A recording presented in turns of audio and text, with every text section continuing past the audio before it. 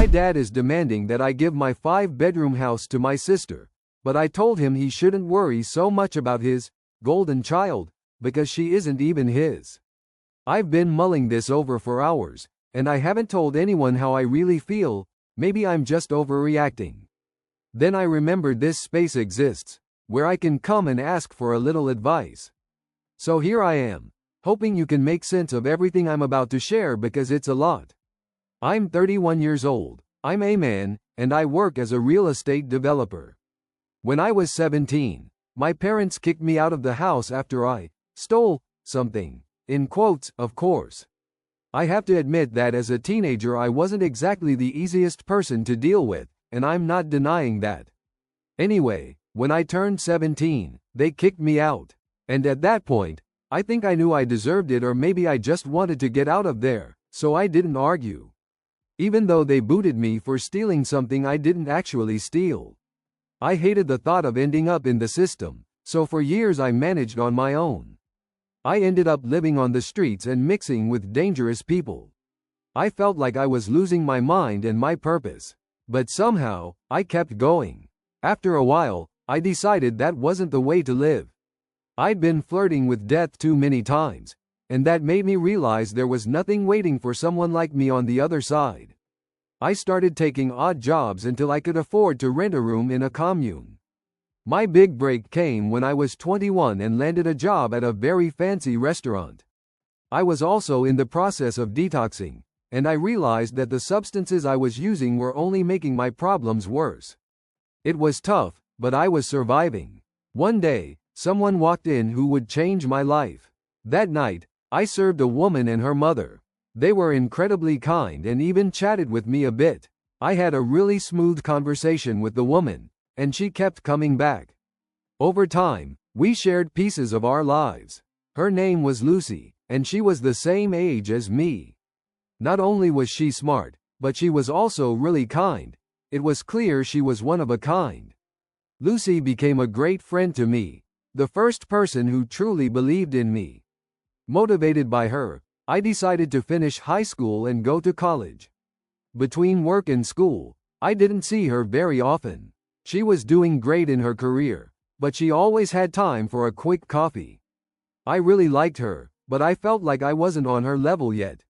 I'd never dare ask her out knowing we weren't equals at that point. So I decided I'd only do it when I became successful. It turns out that as I grew up, I wasn't stupid. My brain just worked differently. I got a lot of help in college and managed to graduate with a very good GPA. I landed my first job in real estate development shortly after, and from then on, life started looking up. When I turned 25, I finally mustered the courage to ask Lucy out. It turns out she'd been interested in me all along and really wanted me to make a move, but I never did. Lucy and I already had a deep connection, so we didn't take long to get married. Soon after, we had our first child, who's now 3 years old. I'm doing really well now. I have a senior position at work. I've got everything I ever wanted, and I'm just happy. I've also had time to process the trauma of my past.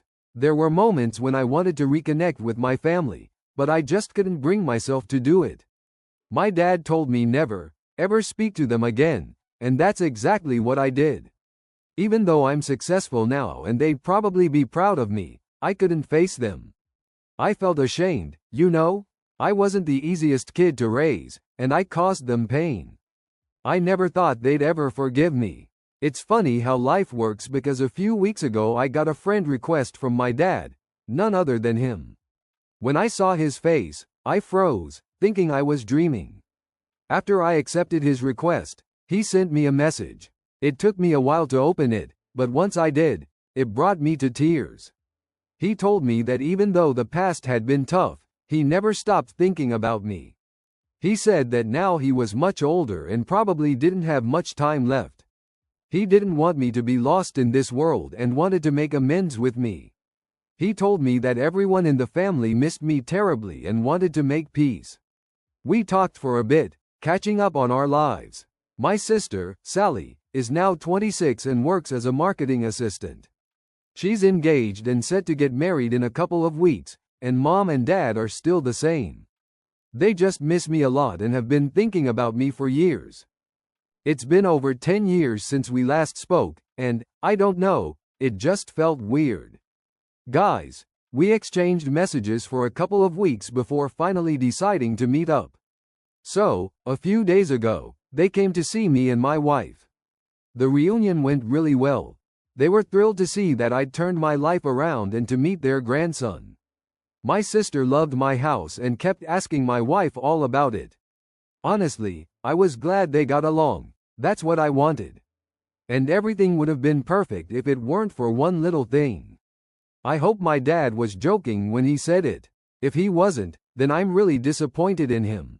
Now I'm questioning his motives for coming back into my life after all these years. Basically, while my dad and I were in my study, he remarked that the house was beautiful. I couldn't believe he owned a 5-bedroom mansion, especially considering what I was like as a kid. Not that it's a mansion, it's just a big house, but hearing that made me proud. I told him it was all thanks to Lucy, who helped pull me out of the darkness. I was at a point in my life where I felt true peace and contentment. He said he loved that I was married and that my sister was about to get married too. Then he commented on how rich I really was and that it'd be nice if my sister could have a house like mine. I agreed and said she really liked the house. Then he asked, "What are the odds that I'd give her this house?" I was left speechless and couldn't respond. Luckily, he laughed it off like it was a joke, but I couldn't shake the uncomfortable feeling. Even after all these years, I still know my dad. He says things as a joke, but he means them. Is he really asking me to give his favorite daughter my house now? Sorry if I sound jealous of my sister, but the truth is, she really is the favorite. Now, I'm flooded with memories of how things used to be, and I can't go back to that kind of relationship with my parents. One where I sacrificed everything for them. I hope my dad was joking because his comment left me confused and a bit upset. For now, I'll let it go. But if he brings it up again or shows any signs of his old behavior, I won't tolerate it. I'm 31 now, not 17, and I can stand up for myself. Before continuing, don't forget to subscribe. New stories every day. Update 1. I think there's still a lot my family and I need to face and heal from. I took your advice, and we've started therapy together. So far, we've had 2 sessions, and although they haven't been easy, they've been good. I've also been keeping a very close eye on my family because I have no idea what their real intentions are. The last thing I want is to be used. I've noticed some things. For example, my sister has been overly friendly with my wife and is always at my house. I don't mind too much. There's some comfort in knowing she wants to keep Lucy company. I work long hours, and I worry about leaving my wife alone at home, especially since she's expecting again. What bothers me, though, is how Sally always takes Lucy shopping and convinces her to buy new things. Lucy doesn't mind, but I've already warned her. Sally sometimes takes advantage of people's generosity, and over time, Lucy has started to limit her time with her. On the other hand, my dad has been sending me messages and calling a lot. He's really interested in my life and my career. When I was younger, he didn't care what I did at school. He only cared when I got into trouble. I want to believe that his interest now is genuine, but I'm not so sure. He asks a lot of uncomfortable questions about money, and I always dodge them. I haven't given him any money, except for very specific things, and I don't plan to until I'm sure that our relationship isn't solely about money. Things have been awkward with my mom, and there's a reason for that. She's the one who doesn't seem happy that I'm back in the family. She always acts strange and cautious around me, as if she's about to explode at any moment. The only time she talks to me is about my sister's wedding, which she's organizing. In a few days, we're having a rehearsal dinner. My dad insisted we hold it at my house. I wanted to say no, but my wife thought it would be rude. So in a couple of days, I'm going to meet Sally's new in-laws at my place. I don't know. I have a bad feeling about that day. Something just doesn't seem right, but I can't quite put my finger on it. Lucy says I'm being nervous and paranoid. I really hope it's just that because I don't want things to go south. For now, it seems like everything is falling into place. Slowly, I'm letting go. I'm finally having the kind of relationship with my dad that I always wanted, while my sister is always there for my wife. I want that so badly, for the sake of that 17-year-old me. I want that cold, scared kid to know that everything will be okay. That all the pain was worth it. I really need to deal with my tendency to overthink, but that's a work in progress. It's not always easy to stop my mind from imagining the worst-case scenarios. Update 2. Last night was the rehearsal dinner, and it didn't go as I expected. Everything started off so well. Everyone introduced themselves and chatted. My sister's fiancé seemed like a good guy, although he was very quiet. My parents also behaved themselves and didn't cause any drama. Everything was so perfect that I was waiting for the moment when it all would come crashing down. Maybe my gut feeling set the stage for what happened next, or maybe it was just fate. But suddenly, everything fell apart. It had been days since my dad last mentioned giving my house to my sister. My brother-in-law's mother commented on how beautiful the house was and congratulated us. I noticed my sister sharing a strange look with my dad, but I didn't say anything about it. A couple of minutes later, my wife and my sister's mother-in-law went to get dessert. That's when my dad asked why we had such a big house. "Are you planning on having more kids?" he asked. I replied, "Maybe in the future." Then he mentioned that my sister wanted to have a very big family and that it'd be great if she had a house as big as this one. That was the last straw. I told him directly to just say what he meant, and he took my words very seriously. He said it would be very brotherly of me to give my house to my sister as a wedding gift. I asked if he was joking like last time, but he wasn't. He was completely serious. He really thought I could just hand over my house to her. Before I could even ask why he expected that of me, he said he'd seen how much money I made and that I could easily buy another house without even busting my budget. I felt my anger start to boil over. The old me, the one I worked so hard to keep under control, began to surface. For years, I never let my anger out on anyone. I used to have a terrible temper and would often lose control. Since then, I've learned other ways to handle conflicts. But seeing that I was about to lose it, my dad told me to calm down. He said he was only asking me to do a small favor for my sister. All the while, my sister, my mom, and her fiancé were watching without a trace of surprise on their faces. That's when I realized they had planned this. They did it in front of everyone on purpose so I couldn't say no. I had no idea what their plan was, but I wasn't going to play along. I let my anger settle slowly, then looked at my dad and smiled. I said, "I don't understand how you can expect me to do all this for her when she isn't even yours." Even I was surprised by the words that came out of my mouth, another side effect of bottling up my anger. I've found ways to hurt people that can be more damaging than a fist. He was stunned. After he recovered from the shock, he started yelling at me, asking how I could say something like that. He claimed it wasn't funny and that I was causing trouble for no reason. So he had an issue with me saying something like that, yet he had no problem with what he'd asked of me. His lack of self-awareness was crystal clear, so I thought it was only fair to stoop to his level. I just kept smiling without saying another word. Then I looked at my mom. She was giving me a death stare. I couldn't believe I'd uncovered her secret. The very secret for which she had blamed me for stealing so I wouldn't investigate further. When I was 17, I saw her talking to a man who wanted to see his son. I thought she was referring to me, so I confronted her. She said it was the ex of a friend who wanted to see her son and told me to mind my own business.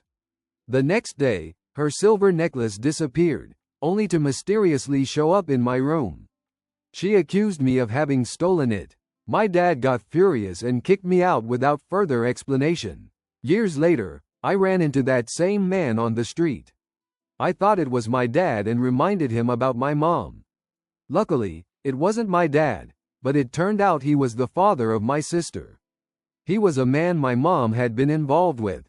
Apparently, she paid him to leave. Back in the present, I was ready to spill the whole truth, but my mom started yelling at me immediately. She kicked everyone out of the house so fast that I didn't get a chance to say another word. Before my dad left, I told him, "Get an ADN test. The truth will come out." My wife was in shock over everything that happened. I had never told anyone that secret until now. I haven't spoken to them since last night, but I know messages will be coming soon. I'll keep you posted. Update 3. No matter how hard you try to run from the truth, it always catches up with you. My dad just had to face that harsh reality, and it's breaking his heart. It turns out that the daughter he always favored over me isn't even his. I don't feel an ounce of pity for him. Watching this drama unfold has been, honestly, entertaining. After everyone left the party, my mom insisted that I was the liar. My dad started to question things and decided to get an ADN test. He came to my office as soon as the results were out and opened them in front of me. For the first time in my life, I saw him cry. He was devastated to learn that his sweet girl wasn't even his. The one he loved more than me turned out to be the product of a lie. He begged me to tell him everything I knew, and I did. I explained how my mom had blamed me because I was close to uncovering the truth, and how it turned out that meeting Sally's biological father was just a coincidence, but I've never forgotten that face. My dad said he was going to do something crazy to my mom. Even so, I was sure he wouldn't actually go through with it. As crazy as she is, he loves that woman like crazy. He was probably still willing to forgive her for this. They're two of the most miserable people I've ever known, and yet, somehow, they're happy together. I did the right thing by not letting them back into my life. They haven't changed one bit. They're still those disgusting vultures who never saw any value in me. Now, all they care about is what I can do for them. I wished them all the misery in the world. Before my dad left, I told him not to come near my house again. I haven't forgotten how disrespectful he was in my home, and I'm not about to accept that from someone who abandoned me years ago. He looked broken, defeated, and didn't even bother to respond. He just left, plain and simple. I thought that chapter was finally closed and I was ready to move on, until I got that phone call. The night he came back home, my dad physically attacked my mom. He sent her to the hospital. My sister saw what happened and called the police. Now there's a legal case that's been unfolding over the past few weeks, and it's not looking good for him. He really hurt her. He broke several of her vertebrae. She'll recover, but not completely. She'll probably need pain medication for years. Meanwhile, Sally, feeling angry and betrayed, has decided to cancel her wedding. She wants to find her biological father. She sent me a message asking for details, and I gave her as much as I could remember. She even tried to keep things friendly with my wife, but she ended up getting blocked. If there's one thing my wife hates, it's unnecessary drama. If I said I wished them well, I'd be lying. I hope they all get every bit of misery they deserve. I just wish they had never come looking for me in the first place. My life was absolutely fine without them. They tried to bully and scam me out of money, but instead, their lives fell apart. That should have been a lesson for them. Don't be so fake. And trust me, there won't be a next time. Update 4. I've always believed that everything happens for a reason, no matter how complicated it gets. What's happened recently is a big test of that belief. I don't know what higher power you all believe in, but I know that justice always comes around. My dad ended up with 3 years in jail for domestic violence. That's it. Simple as that. My mom presented evidence that he'd been emotionally abusing her, which only made the case more severe. On top of that, there's been a recent spike in crimes against women in our area, which only complicated his situation further. In the months he's been gone, things have been terrible for my mom and my sister. Sally went looking for her biological father until she nearly lost her mind.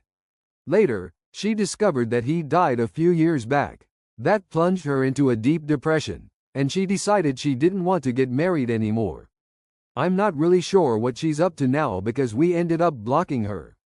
A few days ago, my mom tried to send me a message blaming me for everything that happened. She claimed that Sally didn't want anything to do with her anymore and had cut her off completely. Without her husband, my mom is now struggling financially.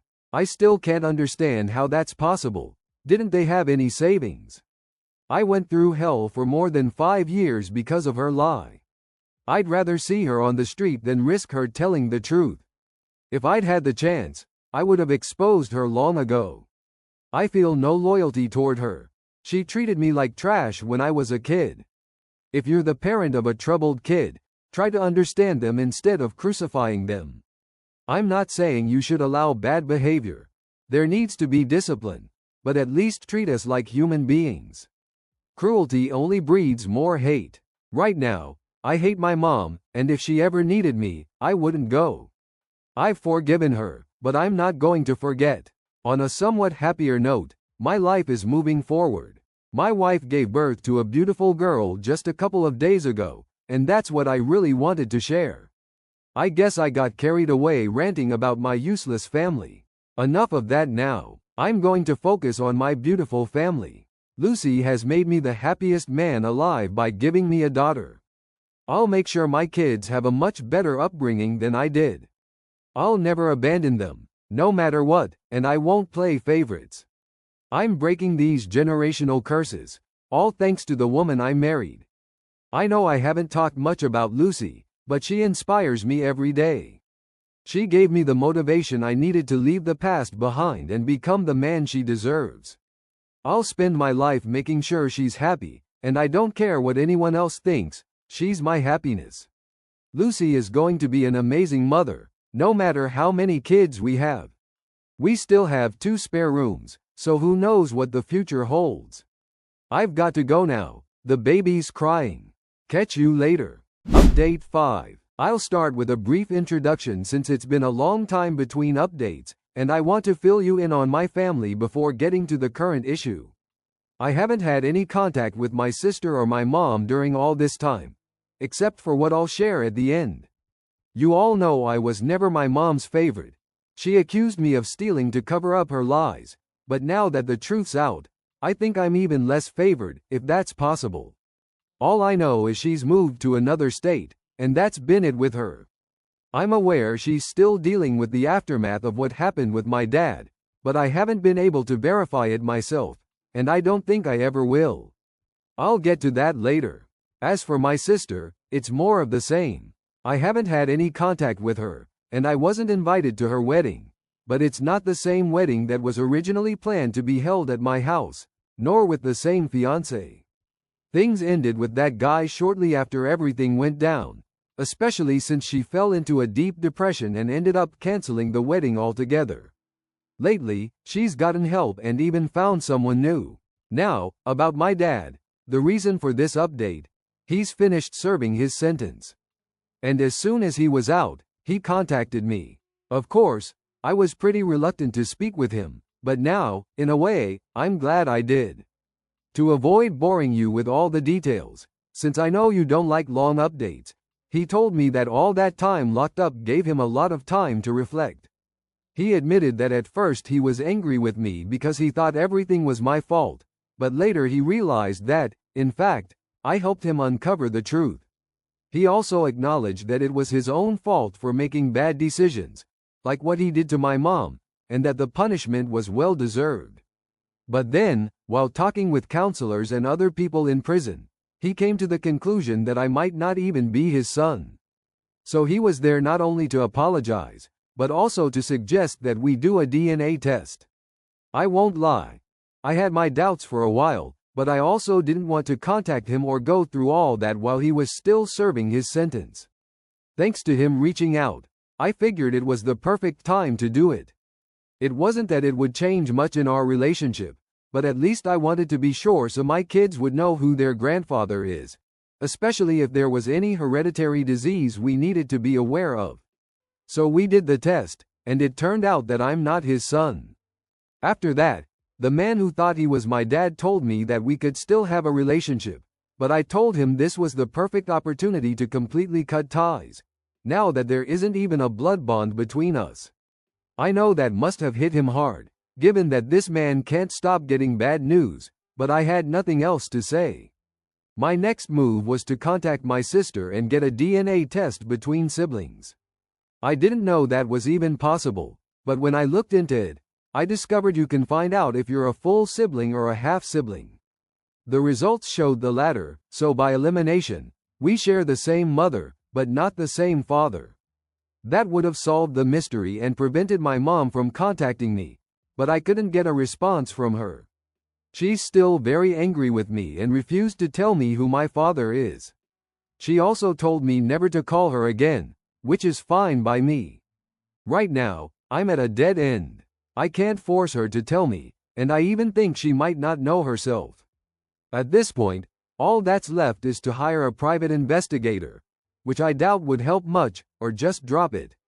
Part of me wants to leave everything behind, and another part still wants to keep searching. I talked it over with my wife, and she said that if I don't want to, I don't have to keep looking. And I think that's what I'll do. Maybe in a few years I'll change my mind and let you know, but for now, I just want to put this whole matter to rest. Update 6. Thanks to a comment from a Reddit user who told me something I had no idea about, I ended up doing an ancestry test. That led me to discover who my biological father is. It hasn't changed much, though, because that man is also dead. I did some digging about him, and there's nothing there that I should worry about in terms of hereditary diseases. So at least that's a positive takeaway from all this. I just wanted to share that, even if it isn't much of a story.